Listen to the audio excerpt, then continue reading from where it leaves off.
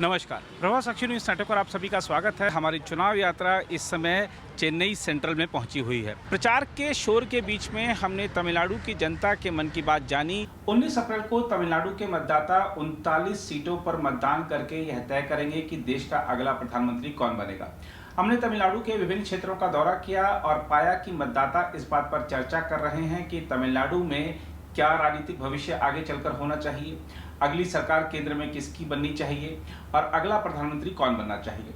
अगले प्रधानमंत्री को लेकर तमिलनाडु के मतदाताओं ने भिन्न प्रतिक्रियाएं व्यक्त की, लेकिन तमिलनाडु का आगे चलकर भविष्य कैसा हो, इसको लेकर मतदाता लगभग एक राय दिखे। हम आपको बता दें कि वर्तमान में द्रमुक का शासन तमिलनाडु में है, विपक्ष में है अन्ना द्रमुक, लेकिन अन्ना द्रमुक अब उतनी शक्तिशाली नहीं रह गई है जितना कि वह जयललिता के कार्यकाल में होती थी। अन्ना द्रमुक के दो भाग हो चुके हैं। बीजेपी जिस तरह पांव पसार रही है तमिलनाडु में और जिस तेजी के साथ आगे बढ़ रही है, उसको देखते हुए तमिलनाडु के मतदाता अब बीजेपी को एक मजबूत विकल्प के तौर पर देख रहे हैं। हालांकि उनको लगता है कि बीजेपी के लिए अभी कुछ 5-10 साल बाद शासन करने जैसी स्थिति बन सकती है। लेकिन तमिलनाडु के मतदाता इस बात पर एकमत दिखे कि जिस तरह तमिलनाडु बीजेपी अध्यक्ष अन्नामलाई काम कर रहे हैं, उनकी सहजता, सुलभता और गरीब से गरीब आदमी के लिए खड़े होने और उनके अधिकारों के लिए लड़ने के लिए प्रतिबद्धता जो अन्नामलाई की है, उसको मतदाता काफ़ी पसंद कर रहे हैं। हमने प्रधानमंत्री पद के लिए जो दावेदार हैं उनके बारे में राय जानी, हमने तमाम नेताओं के बारे में राय जानी। लोगों की भिन्न प्रतिक्रिया रही, लेकिन जब अन्नामलाई का नाम लिया तो सब ने हाँ कहा और सब ने कहा कि वह एक लोकप्रिय नेता हैं और तमिलनाडु का भविष्य हैं। तो अन्नामलाई किस तेजी के साथ आगे बढ़ रहे हैं, आइए हमारी इस खास रिपोर्ट में देखते हैं। तमिलनाडु उन राज्यों में शुमार है जहां लोकसभा चुनाव के पहले चरण के दौरान सभी सीटों पर मतदान कराया जाएगा। मतदाता लोकसभा चुनाव में इस बात का फैसला करेंगे कि दिल्ली में किसकी सरकार बनेगी या प्रधानमंत्री कौन बनेगा। लेकिन इसके साथ ही राज्य का मतदाता इस बात का भी फैसला करने जा रहा है कि तमिलनाडु का राजनीतिक भविष्य कैसा होगा। प्रभात साक्षी की चुनाव यात्रा जब तमिलनाडु पहुंची तो हमने शहरी और ग्रामीण मतदाताओं के मन को टटोला। राजनीतिक दलों के बारे में पूछे जाने पर तो मतदाताओं की राय अलग अलग रही, लेकिन जब तमिलनाडु बीजेपी अध्यक्ष के अन्नामलाई के बारे में हमने प्रश्न पूछा तो सभी के चेहरे की खुशी देखते ही बनती थी। ऐसा लग रहा था कि तमिलनाडु की जनता अन्नामलाई को अपना भविष्य का नेता मान चुकी है। अन्नामलाई की सहजता, सुलभता और सहृदयता के सभी कायल दिखे। जिस तरह अन्नामलाई आम आदमी के हितों से संबंधित मुद्दे उठा रहे हैं, उससे सिर्फ गरीब व्यक्ति ही नहीं बल्कि अमीर व्यक्ति भी प्रभावित दिखे। यहाँ हमें एक बात और महसूस हुई कि जिस तरह देश भर में बीजेपी मतलब मोदी है, उसी तरह तमिलनाडु में बीजेपी मतलब अन्नामलाई दिखा। अन्नामलाई ने राज्य भर की अपनी यात्रा के दौरान प्रदेश के कोने कोने में अपनी पार्टी की जड़ें मजबूत की हैं। संभव है इसका पूरा परिणाम इस लोकसभा चुनाव में नहीं दिखे, लेकिन आगामी तमिलनाडु विधानसभा चुनाव में बीजेपी चमत्कार कर सकती है। तमिलनाडु की राजनीति द्रमुक और अन्ना द्रमुक के बीच घूमती रही है, लेकिन अब बीजेपी यहां तेजी से आगे बढ़ रही है। लोगों से बातचीत में हमने पाया कि बीजेपी तमिलनाडु में मुख्य विपक्ष का स्थान ले चुकी है। आंकड़ों के लिहाज से अन्ना द्रमुक भले मुख्य विपक्षी पार्टी हो, लेकिन उसके अंदर भारी बवाल मचा हुआ है। दूसरी ओर बीजेपी पूरी एकजुटता के साथ आगे बढ़ रही है। जहां तक भारतीय पुलिस सेवा के पूर्व अधिकारी कुप्पुस्वामी अन्नामलाई की बात है, तो वह जिस तरह की राजनीति कर रहे हैं उसको देखते हुए लगता नहीं कि उन्हें राजनेता बने हुए 4 साल ही हुए हैं। वह जिस कोयम्बटूर क्षेत्र से चुनाव लड़ रहे हैं, वहां उनकी दीवानगी देखते ही बन रही है। चुनाव प्रचार के दौरान अन्नामलाई जिस क्षेत्र में पहुंचते वहां पटाखे फोड़कर और ढोल की थाप के साथ उनका स्वागत किया जाता रहा। उनकी भगवा मिनी बस को देखने के लिए लोग घंटों तक खड़े रहकर इंतजार करते दिखे। सफ़ेद धोती कुर्ता पहने और टेढ़ी मेढ़ी दाढ़ी तथा बिखरे हुए बाल वाले अन्नामलाई जैसे ही अपनी मिनी बस की छत पर आते, वैसे ही उनके प्रति लोगों की दीवानगी देखते ही बनती थी। अन्नामलाई अपने हर पड़ाव पर लोगों से बात करते और विकास के लिए मोदी और बीजेपी को वोट देने की अपील करते। इस दौरान भीड़ का जोश देखते ही बनता था। अपने चुनावी भाषणों में अन्नामलाई राज्य में सत्तारूढ़ द्रमुक और इंडिया गठबंधन के दलों की वंशवादी राजनीति और भ्रष्टाचार पर खूब प्रहार करते रहे। अन्नामलाई अपने चुनाव प्रचार के दौरान गरीबों के घर भोजन भी करते रहे। अन्नामलाई IPS अधिकारी पद पर कार्य करने के दौरान भी उतने ही मृदुभाषी थे जितने आज हैं, वह अपने वक्तृत्व कौशल और जुझारूपन के लिए सिंघम के नाम से भी जाने जाते हैं। अन्नामलाई की उम्र मात्र 39 साल है और वह तमिलनाडु में अब तक के सबसे कम उम्र के बीजेपी अध्यक्ष हैं।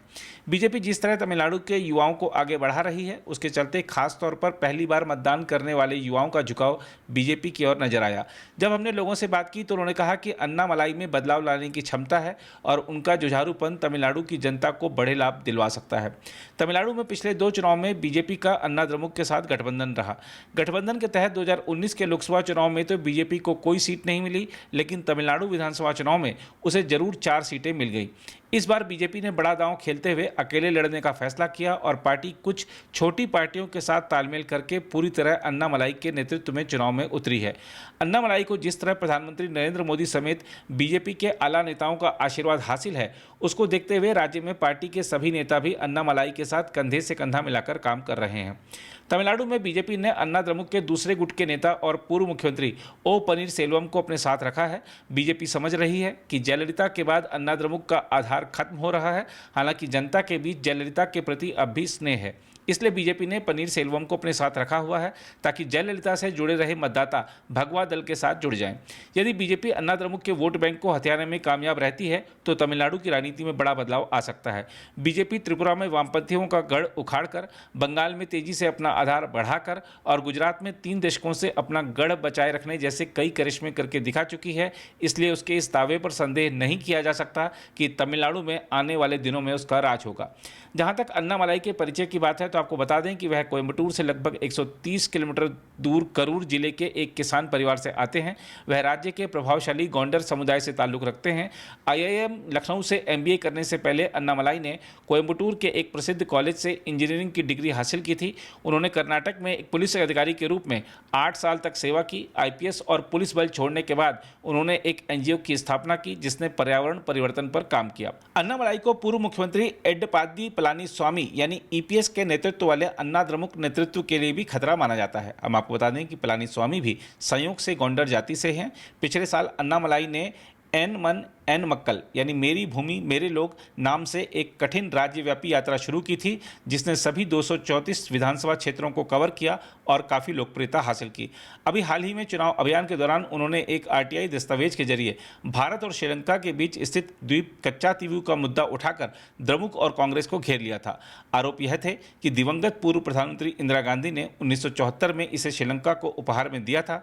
आरोप था कि राज्य के हितों के लिए इस हानिकारक निर्णय को तत्कालीन द्रमुक सरकार के दौरान लिया गया था। हमने तमिलनाडु में बीजेपी की रणनीति को करीब से समझा और महसूस किया कि पार्टी की रणनीति अपने मौजूदा 4% वोट को दोहरे अंक तक ले जाने और फिर 20 से 25% तक पहुंचाने की है।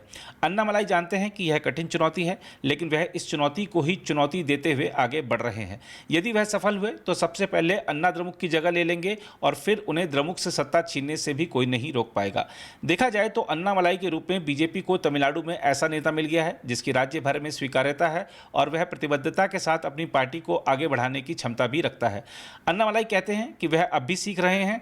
पुलिस अधिकारी और राजनेता के बीच के अंतर पर उनका कहना है कि पुलिस अधिकारी को कानून के हिसाब से काम करना होता है, जबकि राजनीति में सभी को साथ लेकर चलना होता है। बहरहाल बताया जा रहा है कि अन्नामलाई हालांकि लोकसभा चुनाव लड़ने की बजाय अपनी पूरी ताकत राज्य भर में पार्टी के प्रचार के लिए लगाना चाहते थे, लेकिन पार्टी आलाकमान का निर्णय उन्होंने स्वीकार किया। कोयम्बटूर में वह आगे दिख रहे हैं, लेकिन उनके खिलाफ प्रतिद्वंद्वी भी कमजोर नहीं है। हम आपको बता दें कि सीट पर अन्ना द्रमुक ने युवा सिंगाई रामचंद्रन को मैदान में उतारा है, जिनके पास इंजीनियरिंग की डिग्री और IIM पृष्ठभूमि भी है। द्रमुक ने कोयम्बटूर के पूर्व मेयर गणपति राजकुमार को मैदान में उतारा है, जो पहले अन्ना द्रमुक में थे। ये तीनों गोंडर समुदाय से हैं और मुकाबला कांटे का होने की उम्मीद है। अगर आप भी लेना चाहते हैं देश दुनिया की तमाम जानकारी तो आज ही सब्सक्राइब करें हमारे चैनल को। साथ ही नीचे दिए बेल आइकन को जरूर दबाएं ताकि हर अपडेट आप तक पहुंच सके।